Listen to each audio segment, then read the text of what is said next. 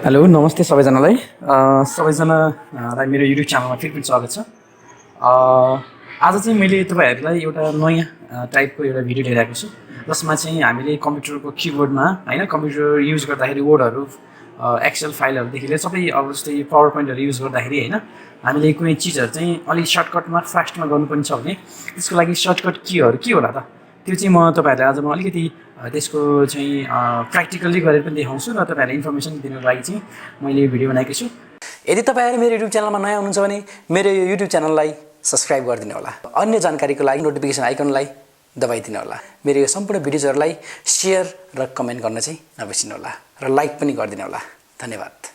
एउटा जुन छ त्यो चाहिँ कन्ट्रोल प्लस ए भनेको हामीले कन्ट्रोल र ए हामीले एकैचोटि हामीले चाहिँ क्लिक गऱ्यौँ भने त्यसबाट सबै जुन पनि तपाईँले टेक्स्टहरू तपाईँले वर्डमा टाइप गर्नुपर्छ त्यो सबै चाहिँ सिलेक्ट हुन्छ। फर इक्जाम्पलको लागि म एउटा चाहिँ वर्ड चाहिँ म क्रिएट गरेर देखाउँछु। यहाँनिर एउटा प्याराग्राफ मैले यहाँ बनाएको छु।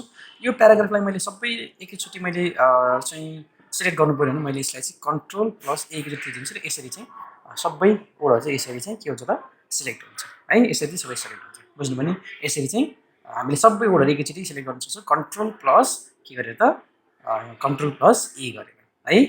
त्यसै गरी अर्को सर्टकट के रहेको छ कन्ट्रोल प्लस एक्स, जसले चाहिँ जस्तै यो जति पनि छ जस्तै तपाईँलाई यो चाहिँ प्याराग्राफ तपाईँलाई कट गर्नु पऱ्यो, यो चाहिएन भने तपाईँले यसरी यसलाई चाहिँ यसरी 1 बाई 1 यसरी डिलिट गर्नको लागि टाइम लाग्छ, हो कि भन्नुहोस् त। त्यसले गर्दा यो सबै प्याराग्राफलाई हामीले चाहिँ निकाल्नु छ भने यसलाई यस्तो गर्ने, त्यसपछि हामीले कन्ट्रोल प्लस एक्स थिच्यो भने यो आफै के हुन्छ त कट हुन्छ है। कन्ट्रोल प्लस एक्स बुझ्नुभयो नि, कन्ट्रोल प्लस एक्स हामीले गऱ्यो भने चाहिँ त्यो के हुन्छ त अटोमेटिकली कट हुन्छ। अर्को रहेको छ कन्ट्रोल प्लस सी र कन्ट्रोल प्लस भी एकैचोटि गरौँ। कन्ट्रोल प्लस सी भनेको चाहिँ कपी गर्ने हो हैन, कन्ट्रोल प्लस भी भनेको चाहिँ पेस्ट गर्ने हो, अथवा त्यसलाई चाहिँ अर्को ठाउँमा चाहिँ कपी गरेर पेस्ट गर्ने।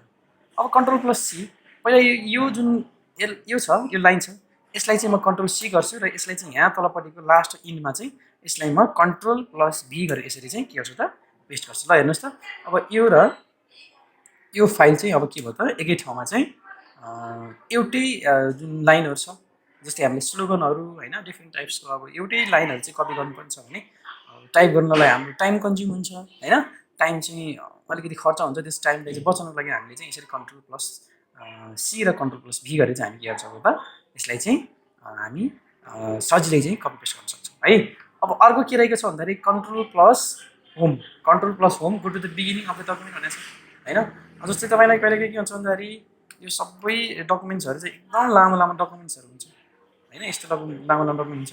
तपाईँले कन्ट्रोल प्लस होम गर्नुभयो भने हैन जस्तै यस्तो गर्नुभयो भने बुझ्नु भयो हैन, होममा जानुभयो भने चाहिँ जस्तै अब यो यसरी गर्नुभयो भने चाहिँ एकैचोटि माथि सिधै आउँछ, बुझ्नु भयो हैन है। यो भयो control plus beginning of the document भनेको डकुमेन्टको फर्स्टमा आउनुको लागि है कन्ट्रोल प्लस होम है। त्यसै गरी अर्को छ एन्ड भनेको go to the end of the current line भनेको छ। जस्तै यहाँबाट तपाईँ लास्टमा जानु पऱ्यो हैन, लास्टमा चाहिँ जानु पऱ्यो भने यसरी गर्नु है त, यसरी चाहिँ एन्डमा जान्छ है, बुझ्नुभयो। यसरी चाहिँ कहाँ जान्छ अरे एन्डमा चाहिँ जान्छ। अब अर्को चाहिँ के छ भन्दाखेरि कन्ट्रोल प्लस एम, यो चाहिँ पावर पोइन्टको लागि हो है। पावर पोइन्टमा चाहिँ हामीले जस्तै हामीले चाहिँ वर्ड डकुमेन्ट्सहरूमा चाहिँ कन्ट्रोल प्लस एन गऱ्यो भने त्यसको न्यू स्लाइडहरू हामीले क्रिएट गर्थ्यौँ भने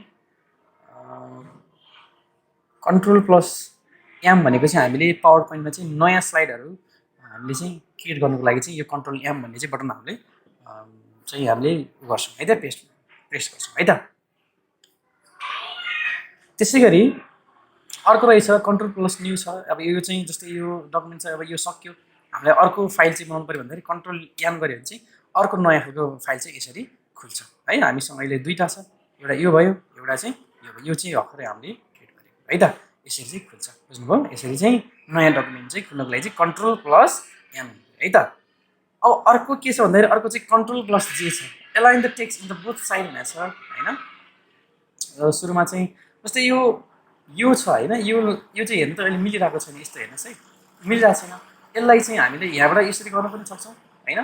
जस्तै यहाँनिर चाहिँ नोटिफिकेसन दिएको छ कन्ट्रोल प्लस जेड गऱ्यो भने चाहिँ अब यसमा स्पेसहरू सबै यो भएर क्रिएट भएर चाहिँ यसमा यो लाइनहरू चाहिँ बराबर भएर चाहिँ यो मार्जिन भएर बस्छ। जस्तै सबैलाई गर्नु पऱ्यो है, यसलाई सबैले कन्ट्रोल जी गऱ्यो भने सबै यसरी मार्जिन भएर बस्छ। तपाईँले चाहिँ मिलाइराख्नु पनि जरुरी चाहिँ हुँदैन है, बुझ्नुभयो। यो चाहिँ तपाईँले मिलाइराख्नु पनि जरुरी चाहिँ हुँदैन है त।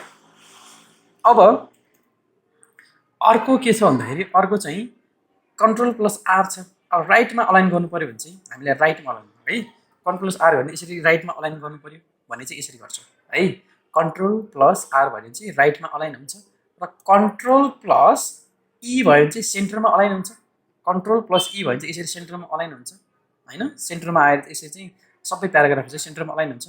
र अर्को भनेको कन्ट्रोल प्लस एल भयो भने चाहिँ लेफ्ट, कन्ट्रोल प्लस एफ भयो भने चाहिँ लेफ्टतिर अलाइन हुन्छ। यो चाहिँ हाम्रो नर्मल टेक्स्टहरूको चाहिँ प्याराग्राफहरू लेख्ने तरिका हो है त।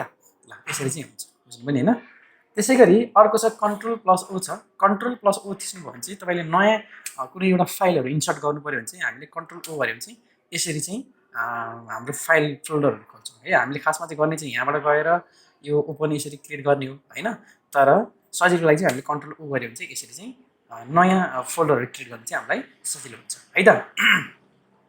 त्यसै गरी कन्ट्रोल प्लस बी, बोल्ड भनेको अलिकति चाहिँ होइन, यसलाई चाहिँ तपाईँले बोल्ड गर्नु पऱ्यो है। बोल्ड भनेको चाहिँ अलिकति डार्केनमा गर्नु पऱ्यो भने चाहिँ यसरी बोल्ड गर्छौँ है, यसरी चाहिँ हाम्रो टेक्स्टहरू बोल्ड हुन्छ। अब तपाईँले एउटा कुनै एउटा यो सबै गर्नुपर्छ भने छैन, एउटा 2-3 मात्रै यसरी बोल्ड गर्छौँ भन्दा पनि पाइन्छ होइन, हाइलाइट गर्ने जस्तै हो, यसरी चाहिँ गर्न सकिन्छ। कन्ट्रोल प्लस बी भनेको चाहिँ बोल्ड भयो है। त्यसै गरी कन्ट्रोल प्लस आई भनेको चाहिँ इटालिकमा चेन्ज गर्ने, यस्तो ढल्काएर जुन अक्षर हुन्छ नि त्यसलाई चाहिँ इटालिक भन्छ। हामीले यसरी ई गरेर चाहिँ यसरी अर्कै फन्टमा चाहिँ इटालिक फन्टमा चाहिँ यो जान्छ है त। यो केमा जान्छ अरे, इटालिक फन्टमा चाहिँ जान्छ है त।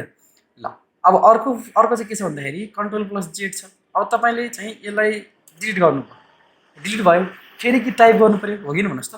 तर त्यो टाइप गर्न हामीलाई अलिक असमर्थ हुन्छ, त्यही भएर हामीले के गर्छ भन्दाखेरि त्यसलाई चाहिँ कन्ट्रोल प्लस जेड गऱ्यो भने चाहिँ फेरि त्यो तपाईँले जुन पहिला गर्नुभएको प्रिभियस प्याराग्राफ थियो तपाईँले डिलिट गर्नुभएको त्यो फेरि के हुन्छ, फेरि त्यो अन्डो हुन्छ, फेरि त्यो आउँछ है त। यसलाई चाहिँ के भनिन्छ त, कन्ट्रोल प्लस जेड गरिन्छ। अब कन्ट्रोल प्लस वाई भनेको चाहिँ, कन्ट्रोल प्लस वाई भनेको चाहिँ जस्तै फर इक्जाम्पल यो गयो होइन, कन्ट्रोल प्लस वाई है त, बुझ्नुभयो नि होइन। अब यो जस्तै डिलिट भयो होइन, डिलिट भयो होइन, अब यो गरिरहेको थियो हो कि भन्नुहोस् त। अब यसलाई चाहिँ कन्ट्रोल प्लस वाई गरौँ है त, बुझ्नुभयो है, यसरी चाहिँ हुन्छ है त। ल यसरी चाहिँ गर्न सकिन्छ, रेडो भनिन्छ यसलाई है त। त्यसै गरी यो हामीले गरिसक्यौँ, यो पनि गरिसक्यौँ हामीले। अब अर्को छ कन्ट्रोल प्लस जी छ है। कन्ट्रोल प्लस जी भनेको चाहिँ जस्तै तपाईँलाई यहाँ एउटा चाहिँ यो जुन यो होम भन्ने छ होइन, होम भन्ने बटन अथवा क्विक भन्ने बटन छ, एउटा क्विक छ होइन, क्विक धेरै छ। क्विक भन्ने जुन एउटा ओड छ त्यसलाई चाहिँ तपाईँले चेन्ज गर्नुपर्ने छ है। अब यो सबै चेन्ज गर्नु पऱ्यो हो कि भन्नुहोस् त। तर हामीलाई के हुन्छ भने कन्ट्रोल प्लस जी थिच्छौँ, फाइन गर्छौँ, यसमा के गर्छौँ भन्दाखेरि क्विक होइन, क्विक हामी चाहिँ गर्छौँ है त, क्विक गर्छौँ है, यसलाई चाहिँ फाइन गर्छौँ, बुझ्नुभयो। फाइन हेर्नुहोस् यहाँनिर फाइन भएको छ है। अब यसलाई चाहिँ रिप्लेस गर्छौँ, यो क्विकलाई चाहिँ हामी फास्टले रिप्लेस गर्छौँ है त। रिप्लेस अथवा फाइन टेस्ट गर्ने, रिप्लेस एउटा मात्रै रिप्लेस गर्ने होइन, रिप्लेस गर्ने तर सबैमा रिप्लेस गर्नुपर्छ, त्यही भएर यो क्विकलाई हामी फास्टमा रिप्लेस गर्छौँ। यहाँ रिप्लेस गर्नु बित्तिकै अब के हुन्छ त, यो सबै के हुन्छ त, सबै फास्ट भएको छ हेर्नुहोस् है। यो क्विकमा सबै फास्ट फास्ट फास्ट भएको छ हेर्नुहोस् त।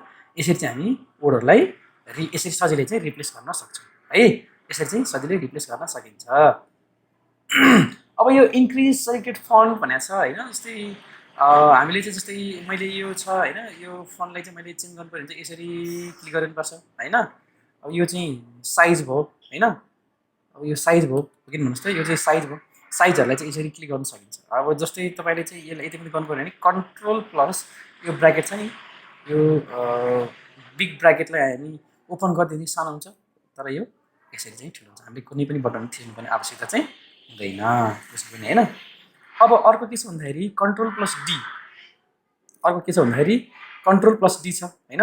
कन्ट्रोल प्लस डी भनेको चाहिँ के भन्दाखेरि हामीले चाहिँ यो फन्टहरू चेन्ज गर्नुको लागि है, जस्तै यो एउटा फन्ट छ होइन, अब यो फन्टलाई चाहिँ हामीले चेन्ज गर्नु पऱ्यो है। अब यो स्याम्पल भयो होइन, यसमा धेरै छ, इटालिक भयो, बोल्ड भयो, सबैमा चेन्ज गर्नु। मैले चाहिँ इटालिक जस्तै बोल्डमा राखेको छु सबै है त, यो फन्ट चेन्ज गर्नु है त यसरी है। अब यसरी बोल्ड हुन्छ आफै है त, बुझ्नुभयो। अघि कन्ट्रोल बी पनि थियो, तर कन्ट्रोल डी भनेको चाहिँ अहिले यो बडी भयो होइन, यो एरियलमा राख्ने हो कि होइन, कस्तो खालको राख्ने हो, अब यसबाट सबै कुराहरू चाहिँ चेन्ज गर्न सकिन्छ। कलरफुल लाइक क्यालबरीमा भयो होइन। त्यसै गरी अब ल म यो चाहिँ थामा राखिदिन्छु, यसरी चाहिँ के गरिदिन्छु है। यसरी चाहिँ सिलेक्टेड फन्टलाई चाहिँ हामीले चाहिँ सजिलैसँग चाहिँ के गर्न सकिन्छ त, फन्टहरू पनि चेन्ज गर्न सकिने रहेछ यसरी चाहिँ है त। यसरी चाहिँ हामीले सजिलै गरेर हाम्रो जति पनि फन्टहरू छ त्यसलाई चाहिँ चेन्ज गर्न सक्दो रहेछ र सर्टकट कीहरू चाहिँ एकदम सजिलो रहेछ है त। Okay, thank you so much मेरो यो भिडियो हेरिदिनु भयो।